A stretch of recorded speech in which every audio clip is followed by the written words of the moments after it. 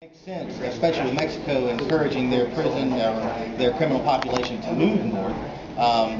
And they illustrate a criminal propensity to enter the country illegally and identity theft. So it would make sense that we would have higher crime levels in the illegal alien population. Let me just say, it's just simply not true that immigrants commit fewer crimes percentage-wise than American citizens do.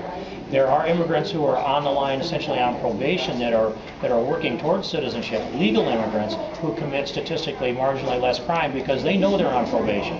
Illegal immigrants commit a lot more crime per capita. The violent crime rate in the United States is 4.28 violent deaths per 100,000. In Mexico, it's 13.2. Wow. In Honduras, it's 9 times that. In El Salvador, they won't let you know what the records are. And in Colombia, it's 15.4 times the violent crime rate as we have in the United States. And so what else could you expect but more crime rather than less crime coming from that population demographic? Plus, young men bring with them society's pathologies, and of course that increases the odds that there'll be violent criminals. And $65 billion worth of illegal drugs comes across that Mexican border every year to the streets of America. That also filters criminals coming into the United States. That's why we have to say goodbye to so many Americans who have been victims of this kind of crime.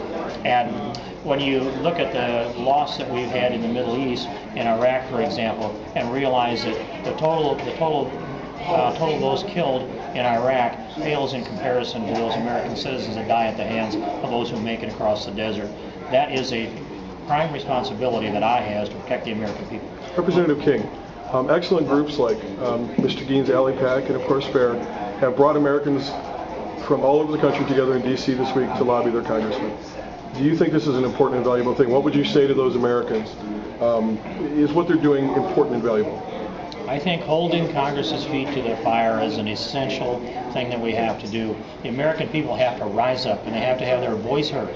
And you know, a lot of members of Congress are concerned about, are they going to be able to keep their job after the next election? You need to remind them that you're the voice of the American people.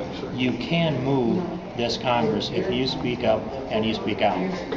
Well, Congressman King, what you're doing with the information is just proving what the people at home know already. They've got people with a lot of money trying to convince them that what they already know from what they're seeing in their communities isn't real. There's nothing happening here, folks, and your efforts to rectify that situation and provide some actual statistics and information is exactly what they need. And I'd just like the people at home to know that we're up here fighting on behalf of the people who have already lost their loved ones, but we're also up here fighting to protect tomorrow's 12 to 25 families that are going to go through this. And thank you again for what you do. So we're so glad to have you. Congressman King, before you go, I have one question, please. My name is Frank George. I live in California.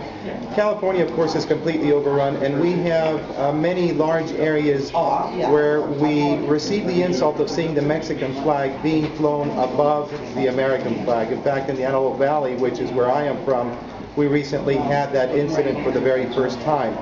How is it possible that this president does not know that these things are happening, that it is a quickening pace, and what is his rationale for keeping this border open and keeping these people here while giving them services such as schooling, which are unfunded mandates, and other things that are being given to them free? What is his reasoning on this? You know, I think that there's a flawed premise. The idea that if you legalize 12 to 20 or more million people, somehow law enforcement can concentrate on the rest. They'd have to be simply granting this amnesty to a lot of criminals and a lot of drug dealers and terrorists as well. There's not a rationale that says if we legalize people somehow or another they're no longer a problem to us because you let them then flow back and forth across the border at will. So I don't understand the president's rationale. In fact, I do not believe it's rational. I think it's a flawed premise. And then, can the president know what's going on? There's a shield around him, one that excuses some of these things away. He's probably not seeing the pictures of the Mexican flag flying above an upside-down American flag. I am. The American people need to see it. If they raise enough holy thunder, the president will see it too. Thank you very much, sir. Thanks.